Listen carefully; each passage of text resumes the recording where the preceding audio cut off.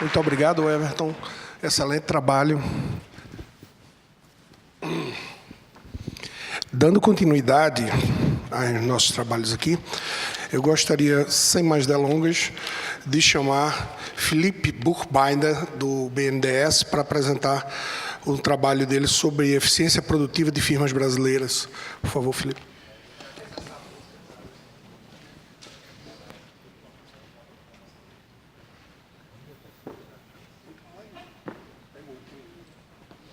O passador está lá? Obrigado.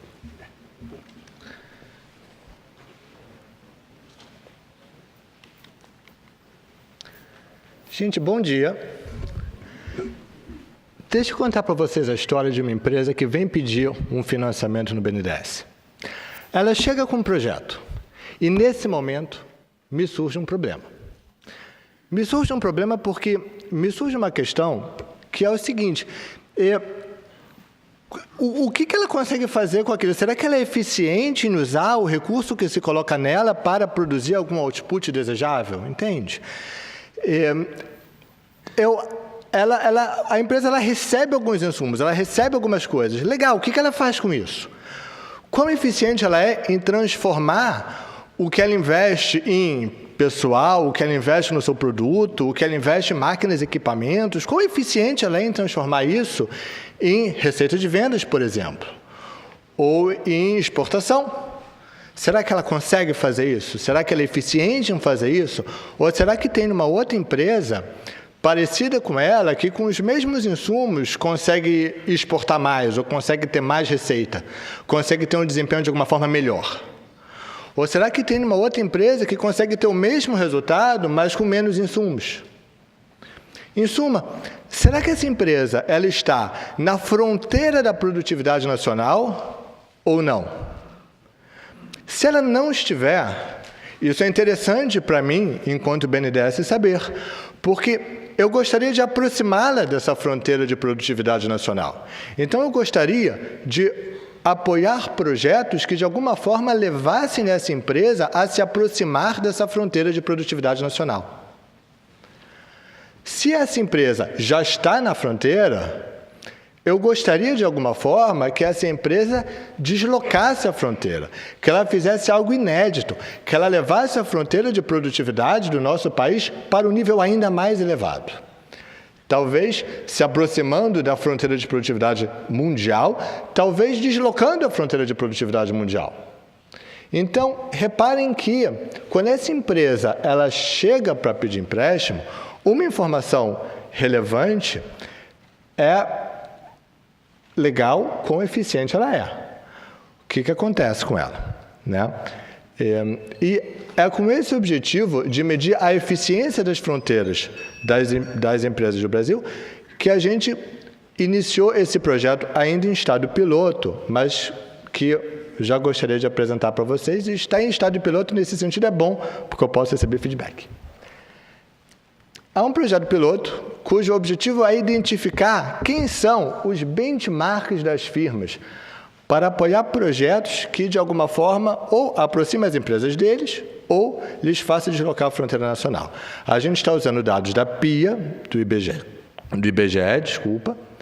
e estamos fazendo uma análise por setor porque a gente precisa que haja uma certa uniformidade na tecnologia e nos meios de produção dessas empresas que nós estamos comparando.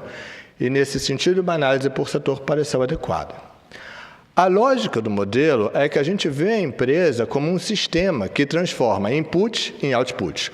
Ou seja, a empresa recebe alguma coisa, recebe um input, faz alguma coisa com isso e transforma no output. Ela será mais eficiente quanto mais output ela gerar para um determinado input, ou quanto menos input ela utilizar para um determinado output. Se a gente imaginar apenas um input e apenas um output, a gente poderia localizar isso num gráfico e ficaria bem clara a existência de uma fronteira de eficiência, ou seja, algumas empresas que, para o nível de input que elas utilizam, ninguém tem maior output. E para o nível de output que elas produzem, ninguém tem menor input. O que a gente gostaria é de identificar essa fronteira e de conseguir, para as demais empresas, identificar quão distantes elas estão dessa fronteira, certo? E, no caso de eficiência, a gente vai dizer que quem está na fronteira tem eficiência 1. E quanto mais distante da fronteira ela estiver, quanto mais abaixo ela estiver, menor vai ser essa eficiência, indo no limite para 0. Então, a gente gostaria, tendo esse modelo, a gente pode, dado uma empresa, saber, por exemplo, que essa empresa Z, ela poderia se comparar com essa empresa C, que com o mesmo input produz mais output, ou com a empresa A, que produz o mesmo output para menos input. Então, são empresas comparáveis. Eu sei com quem comparar a minha empresa, não estou comparando aleatoriamente. Eu sei também que, teoricamente, é possível essa empresa Z aumentar o output dela até o nível do que a empresa C já consegue fazer. Então, a gente utiliza para isso o modelo DEA. O modelo DEA, ele permite vários inputs e vários outputs, e ele basicamente se constitui como um modelo de programação linear. Basicamente, para cada empresa, eu vou tentar maximizar a eficiência dela sujeito a algumas restrições. No nosso modelo em particular, como é que a gente está medindo eficiência? A gente está utilizando como output receita líquida de vendas obtida no mercado brasileiro e a receita obtida no exterior, por meio de exportação.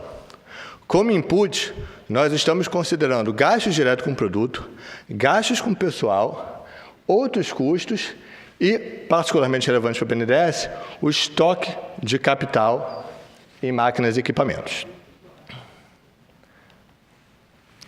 Outlier é uma questão. O modelo é muito sensível ao outlier. Repare que se eu tiver uma empresa que está muito acima do que seria razoável, todas as outras empresas ficam muito abaixo da fronteira. Consequentemente, elas aparecem como muito menos eficientes do que elas são de fato. Como é que a gente está tratando esse fato? A gente tem rodado um modelo que mistura um DEA com supereficiência com bootstrapping. O que é isso? No DEA com fui falando, esqueci de mencionar, o modelo se chama DEA, Análise de Envoltório de Dados. Uma variação é o DEA com supereficiência. O que é isso? Eu faço um jackknifing. Eu rodo o modelo DEA para todas as observações, tirando uma a uma de cada vez. E eu vejo qual é a eficiência que essa empresa teria caso o modelo fosse construído apenas com as outras. Se essa observação for um outlier, repara, se eu não considerasse o B para construir a fronteira, ele teria uma eficiência muito superior ao valor máximo permitido, muito superior a 1. E isso me seria um indicativo de que ele é um outlier. A questão é, quanto de superior é superior? E, para resolver isso, o que a gente fez um bootstrapping, pegando amostras dessas empresas e vendo quanto que as eficiências calculadas variavam. E, a partir daí, estimou um desvio padrão razoável para essa variação de eficiência. E, a partir daí, construiu intervalos de confiança entre os quais essas eficiências poderiam estar por erro aleatório. Consequentemente, se a gente tinha um caso em que a eficiência dela era tão alta, que mesmo no pior caso, ela ainda estaria acima do máximo permitido, acima de 1, isso é um indicativo de que ela é um outlier. E a gente tratou isso excluindo essa observação. Nós temos um problema de ordem prática, que é o seguinte: nós não temos como extrair essa fronteira. E o motivo que nós não temos como extrair essa fronteira é que nós estamos usando dados que são identificados no nível da empresa, são dados sigilosos, e, consequentemente, para garantir o sigilo desses dados, o IBGE não nos permite retirar esses dados. O que tem uma consequência um pouco triste, que é eu ainda não tenho resultados para mostrar para vocês. Então, sinto decepcionar. Mas, a gente não podendo extrair esses dados, surge uma questão que é o seguinte: eu, quando estou no BNDES, chega uma empresa e eu preciso, de alguma forma, conseguir estimar a eficiência dessa empresa. Porém, eu não tenho modelo, eu não tenho os dados, tudo isso está no IBGE. Então, como é que eu faço isso? De alguma forma, eu preciso transformar esse modelo de análise de envoltório de dados, que é um modelo não paramétrico, no modelo paramétrico. Eu preciso, de alguma forma, conseguir estimar a eficiência que o DEA me calcularia para uma empresa sem rodar o DEA, a partir de características exclusivamente daquela empresa, que é o que eu tenho. que é o que eu tenho lá no banco, que eu não tenho a pilha inteira, eu não tenho os dados das outras empresas. Então, a questão é essa, como identificar a senha fronteira, e a gente passou, eu vou confessar para vocês, a gente passou por alguns modelos até descobrir uma forma boa de conseguir recuperar essa informação. Nós tentamos reconstruir a fronteira usando hiperplanos, tentamos usar random forest, tentamos usar redes neurais, tentamos uma série de modelos, mas o que funcionou mesmo foi uma regressão beta inflacionada em 1. O que é distribuição beta? Distribuição beta é uma distribuição muito genérica, focada nesse intervalo de 0 e 1. Então, o fato de ser genérico é bom, tem várias formas possíveis, né? Em princípio, não existe nenhuma forma para a qual a eficiência deveria seguir, não deveria ser necessariamente normal, nada, eu só sei que está distribuído entre 0 e 1.